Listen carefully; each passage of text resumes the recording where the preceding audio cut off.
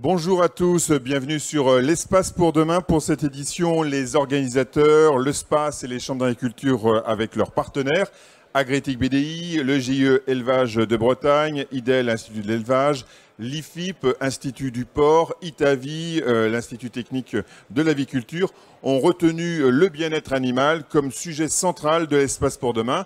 Depuis plus de 20 ans, ce thème est régulièrement abordé au cœur du SPACE, premier salon professionnel de l'élevage en Europe. Et c'est aussi l'occasion de présenter à nouveau des solutions innovantes et concrètes, mais également d'ouvrir les échanges, les débats d'idées et les visions sur ce sujet entre les professionnels de l'élevage et les acteurs de la société civile. Alors, on va faire un zoom sur le bien-être animal et le bien-être de l'éleveur dans la filière porcine. Et avec nous, nous accueillons sur ce plateau Yannick Ramonet. Bonjour Yannick. Bonjour. Yannick, tu es donc aux Chambres d'agriculture de Bretagne et tu es donc en production porcine. Quelle est ta fonction exacte? Donc, je suis conseiller à la Chambre d'agriculture de Bretagne et je travaille sur le bien-être animal et puis sur celui du porc en particulier, en conduisant un certain nombre d'essais, par exemple, sur le bien-être des animaux et puis aussi en termes de conseils auprès des éleveurs et de la filière. Très bien. Alors, vous allez nous apporter dans quelques instants, Yannick, un éclairage particulièrement pertinent sur l'éleveur et ses animaux, un bien-être partagé, en visitant différentes exploitations porcines. Mais avant cela, resituons cette notion du bien-être animal présente dans toutes les filières. Quelques images en introduction, on se retrouve dans quelques instants avec Yannick. Aujourd'hui, comme hier, pour le monde de l'élevage, le sujet du bien-être des animaux d'élevage est une réelle préoccupation. Les acteurs de l'élevage présents au SPACE avancent ensemble sur cette thématique si importante en diversifiant et adaptant les systèmes de production pour développer des conditions favorables aux relations entre l'éleveur et ses animaux. Les organisateurs du SPACE, très à l'écoute des éleveurs, se sont emparés de ce sujet dès le début des années 2000 en reprenant ce thème à de nombreuses reprises sur la plateforme Recherche et Développement en 2001 et 2002. Mais quand nous évoquons le bien-être des animaux, les perceptions se bousculent. Les anthropomorphistes se mettent à la place des animaux, d'autres ne conçoivent l'élevage qu'en liberté totale, faisant fi des aléas climatiques et des prédateurs, et les cartésiens, quant à eux, pensent qu'il suffit de maîtriser les paramètres d'ambiance et de satisfaire aux besoins élémentaires d'abreuvement et d'alimentation pour répondre au bien-être des animaux. Il était donc important de s'accorder sur une définition du bien-être des animaux. En 2018, l'ANSES a proposé une définition du bien-être animal comme étant un état mental positif individuel lié à la satisfaction de besoins physiologiques et comportementaux. Plus tôt, en 1979, le Farm Welfare Animal Council a quant à lui défini les 5 libertés de l'animal. Est-ce satisfaisant? Peut-être pas, car qu'en est-il du bien-être des éleveurs dans ce contexte d'injonctions parfois contradictoires? En 2019, le Conseil économique et social a reprécisé un point très important. Il ne saurait y avoir de bien-être des animaux de production sans des conditions de vie et de travail satisfaisantes pour les êtres humains en charge de leur élevage, transport et abattage. C'est dans cet esprit de bien-être partagé par l'éleveur et ses animaux que le SPACE et les chambres d'agriculture de Bretagne ont construit l'Espace pour demain 2021 sur ces 3 jours.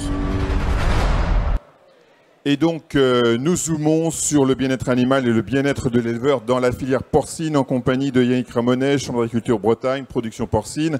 Alors, pour bien comprendre comment le bien-être animal est appliqué en production porcine, vous allez nous présenter différents exemples très intéressants d'exploitation et justement revenir sur les pratiques au sein de ces exploitations, Yannick. Oui, tout à fait. Donc, on va pouvoir lancer le film, j'imagine. Donc, oui. Il présente un petit peu notre approche en fait, du bien-être animal avec l'éleveur et ses animaux, un bien-être partagé.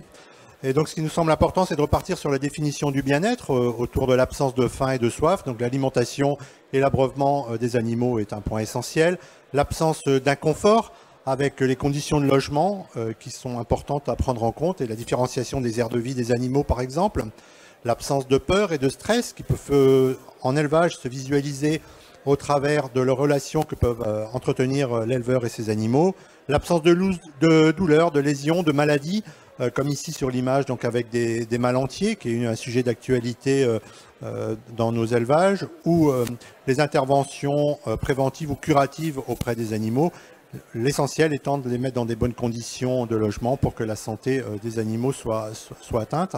Et enfin, le cinquième point qui nous préoccupe beaucoup, c'est la liberté d'expression d'un comportement normal de l'espèce. Comme on peut le voir sur des animaux qui sont par exemple en bâtiment en paille, ils passent un temps important en comportement de fouissage.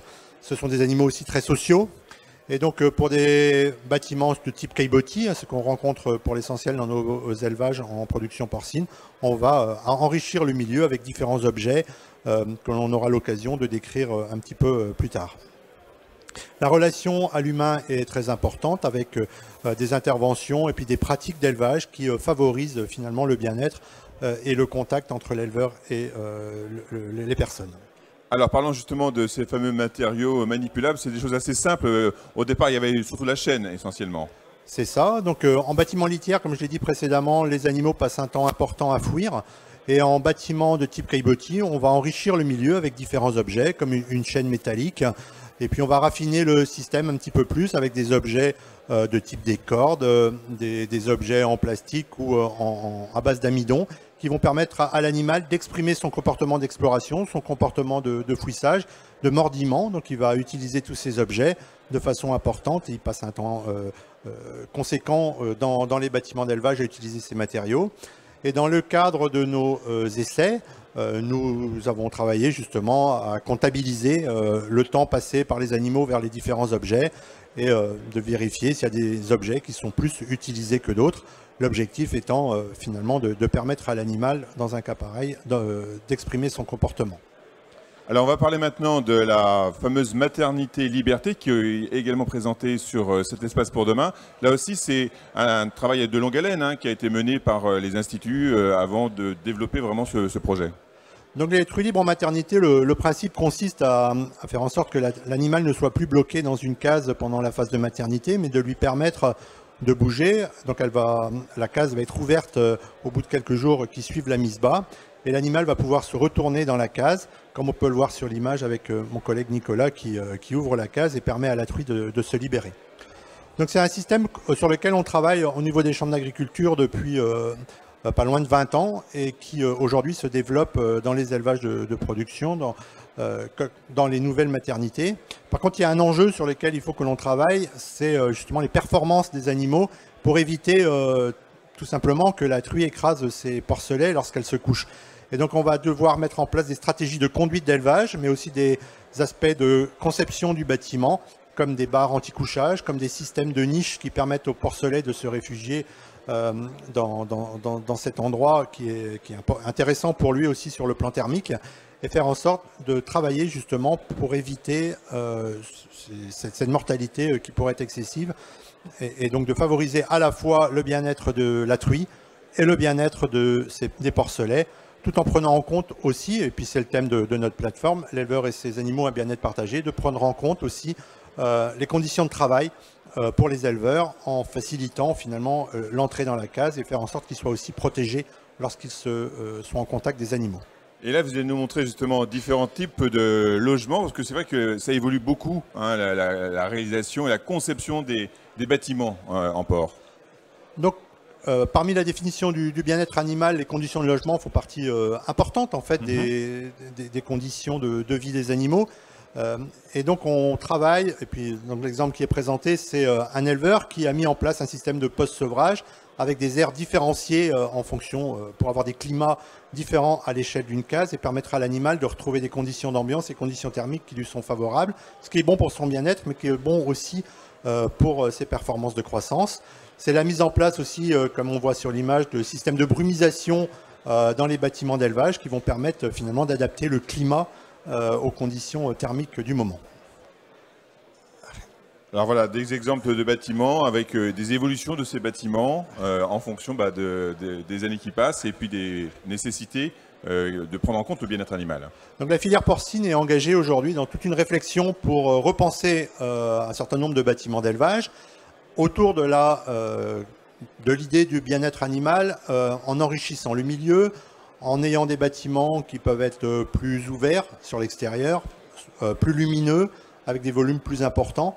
Donc un certain nombre d'exemples, c'est ce qu'on a présenté ici sur les diapositives, sont mis en place dans des élevages pour essayer de changer un peu le mode d'élevage avec justement plus de bien-être animal. Ça peut être des courettes extérieures, du grand volume, de la lumière naturelle.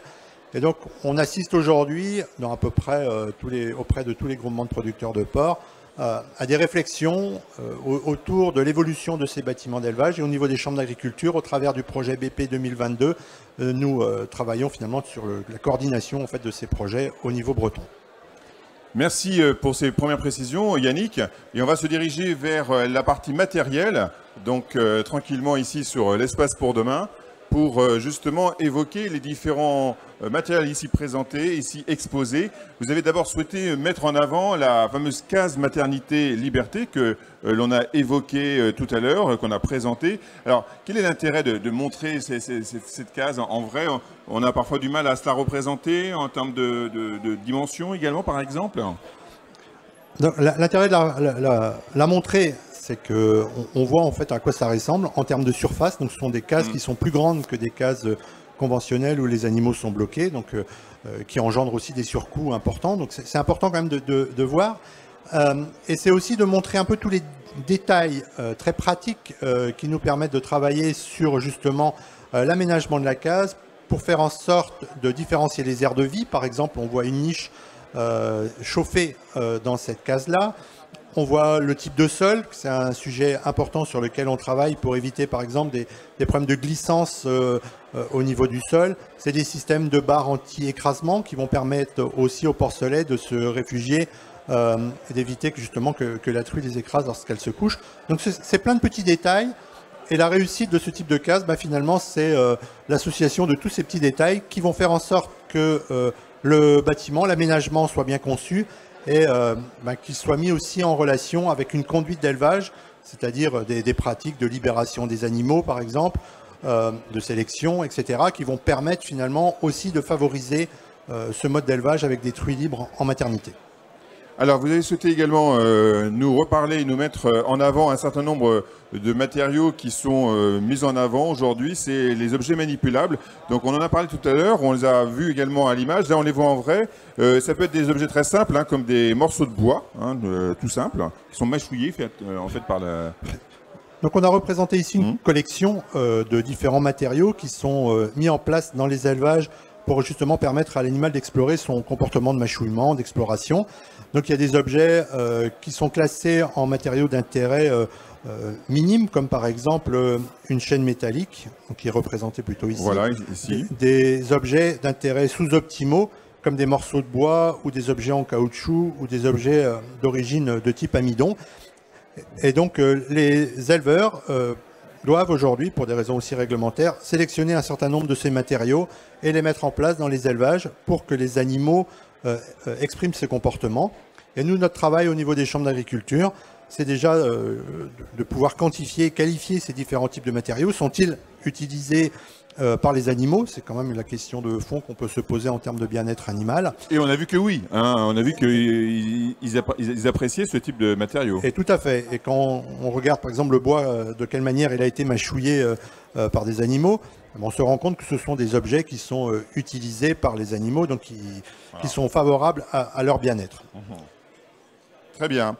Donc merci en tout cas Yannick de nous avoir apporté à la fois ce point de vue, ce regard dans les exploitations, ce matériel qui est en voie de développement et qui poursuit son développement dans les exploitations et qui montre une nouvelle fois que la production porcine, les éleveurs de porcs sont particulièrement soucieux du bien-être animal et qu'il y a nécessité aujourd'hui de poursuivre ce travail pour aller toujours vers plus de bien-être pour les animaux et aussi pour les éleveurs. Il faut penser aux deux, bien sûr. Tout à fait. C'est le but de nos recherches. Avec des choses assez simples, on peut réussir à garantir les deux.